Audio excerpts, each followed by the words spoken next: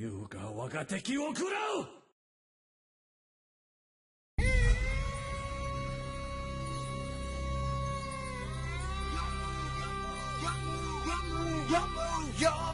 I grew up on Yu-Gi-Oh! I played the card game, I watched the TV show, and hell, I even have my own dual disc. That being said, there are some aspects of the series that I totally despise, particularly certain cards. So, I'm going to count down my least favorites. Let's get this done and over with. Fair warning, this is my list, so I might be breaking the rules a little bit. And there's going to be quite a bit of spoilers, so you have been warned.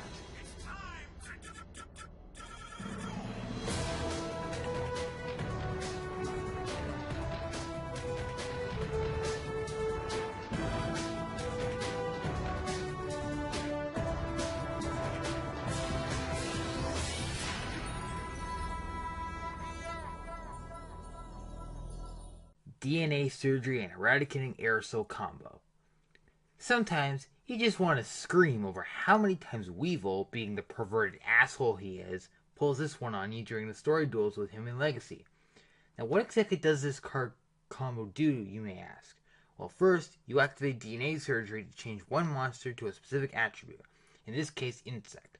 Next, you play Eradicating Aerosol, which destroys all insect-type monsters.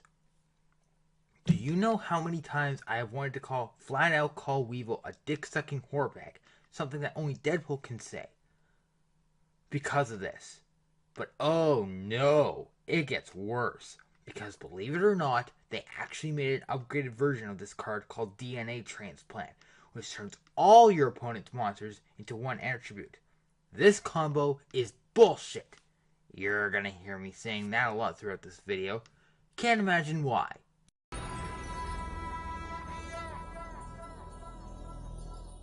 Blastsphere. Oh, Bandit Keith, the only duelist I know who has cheated more times than Weevil, and used a bullshitty deck as well, just like Weevil. This just so happens to be one of his signature cards. Basically, if this is placed down and is destroyed by battle, it's equipped to the attacking monster that destroyed it, and on the opponent's standby phase, which is the next one, that opponent's monster goes bye-bye, and they take damage equal to the attack of the destroyed monster, which means if this was used on something like, I don't know, the 3 Egyptian god cards, most of the level 8 monsters, and almost all, if not the majority of X, Z, and Synchro monsters, which all have high attack values, you could basically lose almost half your life points just from this one card. It's a good thing you only have to deal with Bandit Keith in the story a total of 2 times. Thank God.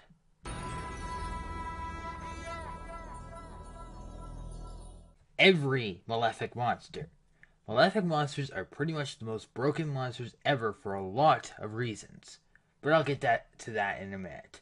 Let me just start off by saying that Bonds Beyond Time was an amazing movie. The duel was incredible. But if only Paradox didn't blatantly break the rules with his deck. Basically, the idea behind the Malefic monsters is you take their corresponding extra deck or regular monster card, send it to the graveyard, and now you've got a dark side version of the monster you just banished. Fun, right? Well, these cards almost caused Yugi, who I might add is the king of games for crying out loud, Jaden, the master of I don't give a fuck, here's a trap card that will make my monster do bullshitty things, and Yusei, Yu-Gi-Oh's mascot for encouraging guys to adopt wacky hairstyles so they can pick up chicks, to almost lose the duel.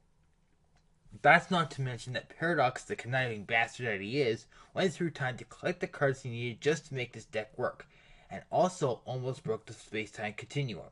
But that's another story. Damn, this list just got dark all of a sudden.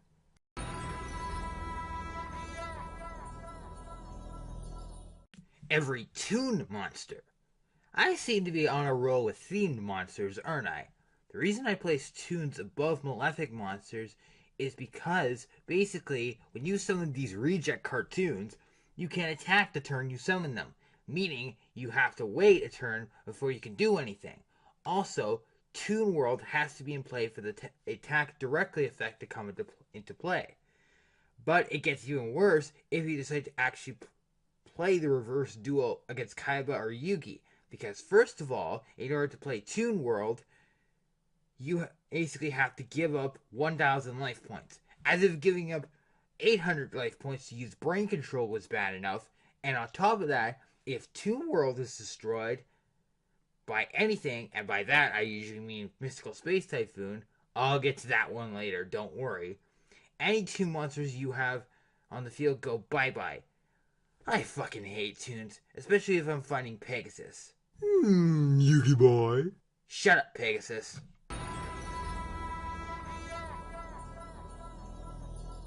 Jinzo. Ah, Jinzo. Such an awesome card. Too bad it's fucking useless. Jinzo and I have a love-hate relationship. I refuse to put him in any of my custom decks, but at the same time, whenever I go up against a hard-as-fuck character in the story duels, Jinzo is there living over my head saying, Hey man, why did you put me in your deck? I could have prevented Yugi Shut from the fuck up, Jinzo. Anyway, his effect doesn't make it any more depressing either. Basically, all traps, including yours I might add, cannot be activated. And any face-out trap effects that just so happen to be on the field when you break out Jinzo are also negated. And there is only one card that can counter this effect and make it so you can play your own traps, which I haven't unlocked yet. Why Joey ever bothered putting this in his deck is beyond me, unless he was fighting a Weevil or Yugi. Bad strategy anyway.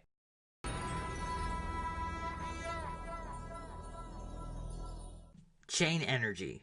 Oh boy, I love cards that force you to pay life points to do things like play spells and monsters, and that is essentially 100% bullshit.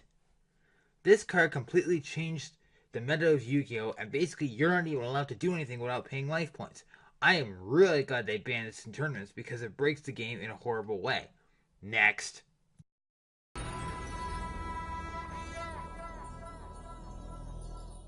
Sargasso, the Double D Battlefield. When the XD monsters were first introduced, in order to balance out the playing field for everybody who uses XD monsters, they made this little bastard. Because basically every time you XE summon, you take 500 damage. And every time your turn ends, you also take 500 damage if you control a face-up XE monster. Basically every turn you take 1000 damage if you have an XE monster on your field at all. And again, like Jinzo, the only card that can counter this effect is Sargasso Lighthouse, which has to be in your graveyard in order for the effect of Sargasso Battlefield to be negated. What the shit? You do realize, besides Synchro Monsters, XD monsters are considered to be some of the most powerful monsters in the entire game, and you have the nerve to make a card that forces you to abandon that particular type of playstyle? Absolute bullshit if you ask me.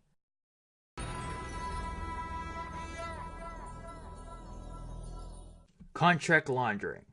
This is the only Arc 5 era card on this list because many of the Arc 5 cards are more focused on pendulum summoning, which isn't broken I might add. Anyway, this is primarily used in the Triple D deck used by Declan. Now, during the first season of Arc 5, Declan battles Yuya, and Declan actually has high respect for Yuya. Why am I bringing this up? Well, during the duel, Declan plays multiple Dark Contract cards, and during Declan's next standby phase, he takes 1000 damage for every Dark Contract card he has in play. But before the effect damage can actually kick in, he basically says screw the rules and busts out Dark Contract, Laundering, which basically destroys most of the 5 major Dark Contract cards and allows you to draw up to 5 cards and gives you 1000 life points for every card you drew. Holy shit, Declan, you are not Kaiba. You might seem like a badass, but your deck is proven to be otherwise. Next.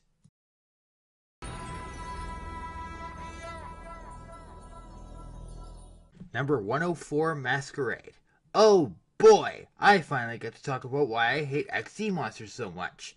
And what better way to vent my anger than towards this sack of shit? Masquerade basically negates any monster effect and does 800 points of damage to the owner.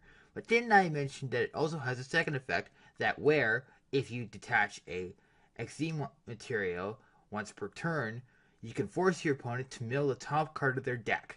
See, this is why we can't have nice things, Yu-Gi-Oh! You had to fuck up the entire meta by introducing the worst monster type ever.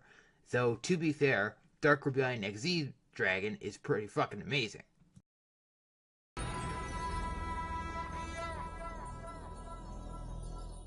Show of hands. How many of you have tried to play a trap or spell card, only for the AI or the friend you're facing to play this card from out of his ass? You dirty, rotten liars. Let me just start off by saying that this is a quick play spell card, meaning that you can play this even when it's face down. Which is horseshit because that's the whole point of traps, not spell cards. Now, I can deal with cards that stop attacks, destroy monsters as I'm trying to attack. Hell, I can deal with Mirror Force, and I've even got a Space Typhoon in a couple of my decks for special cases. I'm looking at you, Astro. But basically, the AI is like, heh, you want to play at Temple of the King or Different Dimension Capsule? Well, too bad. Go sack my deck. This has been Negasonic, and I cannot stand Mystical Space Typhoon as a Yu-Gi-Oh card. Good night, everybody.